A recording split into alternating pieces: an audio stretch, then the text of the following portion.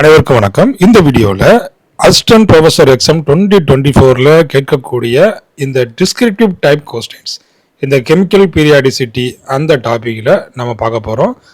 இதில் இருந்து தான் என்ன செய்வாங்க, கொஸ்டின்ஸ் கேட்பாங்க. இந்த மாதிரி மாடலில் கொஸ்டின்ஸ் கேட்கலாம் இல்லையா? அப்போ இதில் என்னென்ன கொஸ்டின்ஸ் இருக்குது அப்படிங்கிறத நீங்களே பாருங்கள். இப்போ தான் என்னுடைய சேனலுக்கு நீங்கள் புதுசுன்னா என்னுடைய சேனலை சப்ஸ்கிரைப் பண்ணிக்கிடுங்க. டிஆர்பி சம்மந்தமான எல்லா நியூஸும் உங்களுக்கு உடனுக்குடன் வந்து சேரும். அதுக்கப்புறமா இந்த assistant professor exam, set exam, இந்த எக்ஸாமுக்கான ஆன்லைன் கிளாஸஸ் வந்துட்டு டெய்லி நடந்துட்டு இருக்குது. உடனடியாக ஜாயின் பண்ணிக்கிடுங்க. வாங்க இப்போ நம்ம இந்த கொஸ்டின்ஸை பார்த்துடலாம். டிஸ்கிரிப்டிவ் கொஸ்டின்ஸ் சரிங்களா? அப்போ டிஸ்கிரிப்டிவ் கொஸ்டின்ஸ் வந்துட்டு நீங்கள் அப்படியே எழுதுகிற மாதிரி இருக்கு இல்லையா? அந்த கொஸ்டின்ல என்ன கேட்குறாங்க, ஸோ அதுக்கு வந்து நீங்கள் எலாபரேட்டாக நீங்கள் வந்து எழுதணும். சரி, அப்போ அதில் கொஸ்டின்ஸ் எந்த மாதிரி கேட்கலாம் அப்படிங்கிறத பாருங்க. இதுல give Slater's rules for calculating shielding constant. அப்போ அந்த ஸ்லேட்டர் ரூல்ஸ் இல்லையா, அந்த ரூல்ஸை வந்து எழுத வேண்டியது இருக்கு. என்னென்ன ரூல்ஸ்லாம் உண்டு அப்போ நம்ம இப்போ பார்த்தோம் இல்லையா? அப்போ அதை ஃபர்ஸ்ட் அரேஞ்ச்மெண்ட் பண்ணணும். எலக்ட்ரானிக் கான்ஃபிகரேஷன்ஸ் வந்துட்டு அதை வரிசையாக அரேஞ்ச்மெண்ட் பண்ணணும். அதுக்கப்புறம் கடைசி ஷெல்லுக்கு என்ன வேல்யூ கொடுக்கணும், அதுக்கு அடுத்த முதன்மை ஷெல்லுக்கு என்ன, அதுக்கு அடுத்ததுக்கு என்ன, அப்படி என்ன செய்யணும், ஒவ்வொன்றா நீங்கள் வேல்யூஸ் கொடுத்து அதை நீங்கள் அந்த ரூல்ஸை எழுதுகிற மாதிரி வரும். அதுக்கப்புறம் என்ன பண்ணணும், நீங்கள் அந்த ஃபார்முலா கொண்டு வரணும். Z effective is equal to Z minus S Slater constant. So இந்த மாதிரி ஃபார்முலாவை கொண்டு வந்து அதை கொஸ்டின்ஸை முடியும் இல்லையா? அடுத்தது பாருங்க, right notes on ionisation potential, electron affinity, electro negativity. So இது கூட என்ன கேட்கலாம், இந்த அட்டாமிக் ரேடியை, அயானிக் ரேடியை. அப்போ இந்த 5 ப்ராப்பர்ட்டிஸ் தெரிஞ்சுக்கணுங்களா, தரவா தெரியணும். பீரியட் வைஸ்ல என்ன, குரூப் வைஸ்ல அதனுடைய அந்த வேரியேஷன் என்ன, ட்ரெண்ட்ஸ் என்ன அப்படிங்கிறத நீங்க மெமரி பண்ணி வைக்கணும். எலக்ட்ரான் அஃபினிட்டி என்ன ஆகுது, லெஃப்ட் டு ரைட் என்ன ஆகுது, என்ன காரணம், என்னென்ன factors affecting the electron affinity, என்னென்ன factors affecting the ionisation energy, electronegativity. So அப்போ இதெல்லாம் இதுக்குள்ளே அடங்கிடும் சரிங்களா? அப்போ அதில் வந்து எப்படி கொஸ்டின்ஸ் கேட்டுக்கிறாங்க, ஸோ எவ்வளோ மார்க்குக்கு கொஸ்டின்ஸ் கேட்டுக்கிறாங்க, ஸ்பிளிட் பண்ணி கேட்டுக்கிறாங்களா, இல்லைன்னா ஒரே கொஸ்டினாக கேட்டாங்களா? ஏன்னா ஒரே கொஸ்டினாக கேட்கறதுக்கு வாய்ப்பு கிடையாது. ஏன்னா கண்டிப்பாக ஸ்பிளிட் பண்ணி தான் கொஸ்டின்ஸ் கேட்பாங்க. இதில் இந்த 5ஐயும் படிச்சிங்கன்னா எல்லாமே என்ன ஆயிரும், பீரியாடிக் ப்ராப்பர்ட்டிஸ் எல்லாமே இதுக்குள்ளே அடங்கிடும். ஸோ அதுக்கப்புறம் என்ன மாதிரி கேட்கலாம் பாருங்க.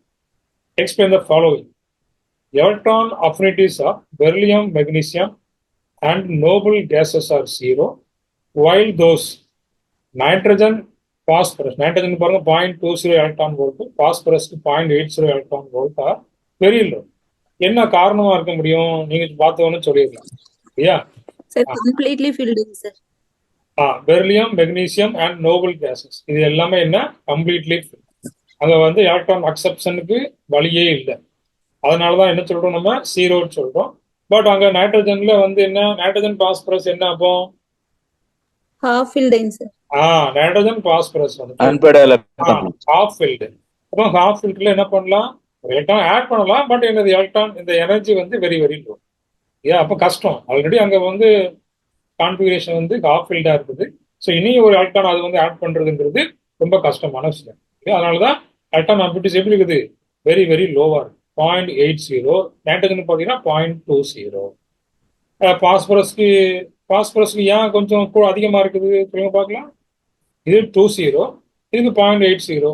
எதனால அப்போ செல்ஸ் இன்க்ரீஸ் ஆகுறதுனால, சைஸ் வந்து இன்க்ரீஸ் இல்லையா? அப்போ கொஞ்சம் எலக்ட்ரான் ஆட் பண்ணக்கூடிய கெப்பாசிட்டி கொஞ்சம் இன்க்ரீஸ் ஆகுது. அடுத்தது பாருங்க, the formation of F minus ion from F atom is exothermic, whereas that of O2 minus ion from O is endothermic. இதுக்கு என்ன காரணமா இருக்க முடியும், Fல இருந்து F மைனஸ் ஃபார்ம் ஆகுது இல்லையா? அப்போ F இருக்குது, அப்போ ஒரு எலக்ட்ரான் ஆட் பண்றோம், எலக்ட்ரான் அஃபினிட்டி நடக்குது. அப்போ அதை என்ன சொல்றோம், எக்ஸோதெர்மிக் இல்லையா? எக்ஸோதெர்மிக் அப்படின்னு சொல்றோம். ஆனா அதே இதுதான் ஆக்சிஜன் இருக்குது, அங்க 2 எலக்ட்ரான் ஆட் ஆகுது. அப்போ O2 2 மைனஸா மாறுது, இது வந்து எண்டோதெர்மிக். அப்ப என்ன காரணமா இருக்க முடியும் சார்? ஃபர்ஸ்ட் இதுல எக்ஸோதெர்மிக் நடக்கும் சார், செகண்ட் இதுல எண்டோதெர்மிக் நடக்கும் சார். நான் அதுதான் சொன்னேன், எக்ஸோதெர்மிக் தான் சொன்னேன். இல்ல சார் O2 O மைனஸ் ஆகும்போது X1 sir O minus O2 ஆகும்போது N2 ஆகும் சார். சார் ஆல்ரெடி எலக்ட்ரான் இருக்கிறதுனால எலக்ட்ரான் ரிப்பல்ஷன் இருக்கும் sir. In order to over come that repulsion energy is required. Very good.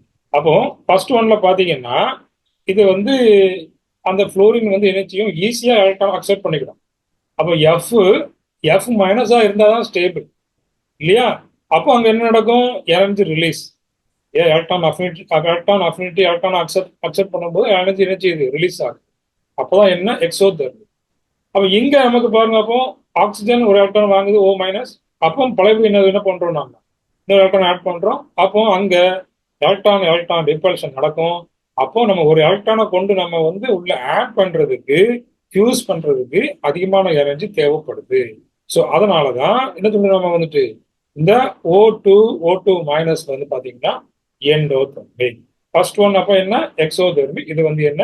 Endothermic. சரிங்களா? Okay. அடுத்தது பாருங்க, explain why Cl atom is smaller in size than Cl minus ion. Chlorine atom வந்து ஸ்மாலரா இருக்குது compare to Cl minus.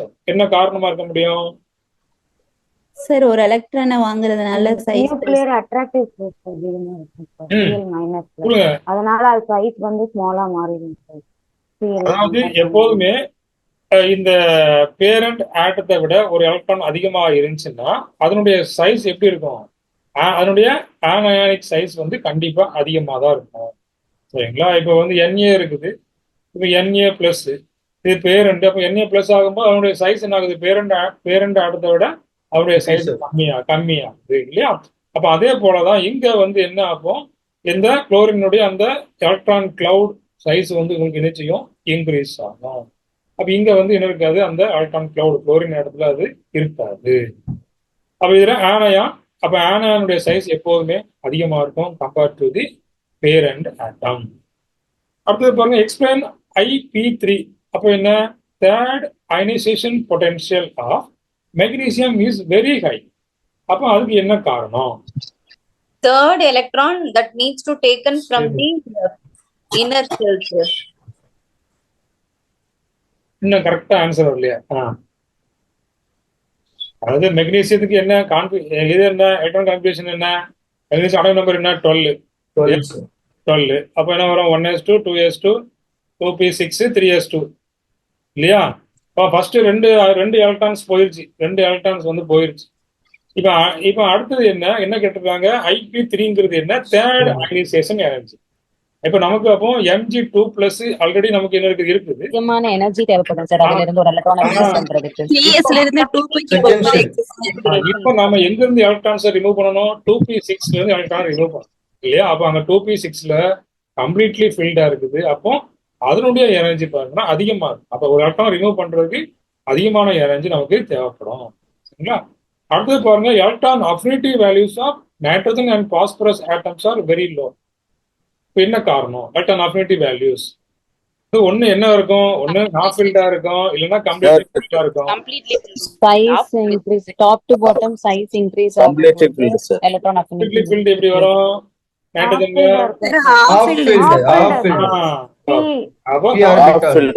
நைட்ரஜன்ல half field, பாஸ்பரஸ்ல உங்களுக்கு என்னதுதான் half field. நம்ம பார்த்தோம் இல்லையா? இப்பதான் நைட்ரஜன் பாஸ்பரஸுக்கும் கொஞ்சம் வெரி லோ எலக்ட்ரான் அஃபினிட்டி அப்படிங்கறத பார்த்தோம். இப்போ அங்க என்ன? Half field. சரிங்களா?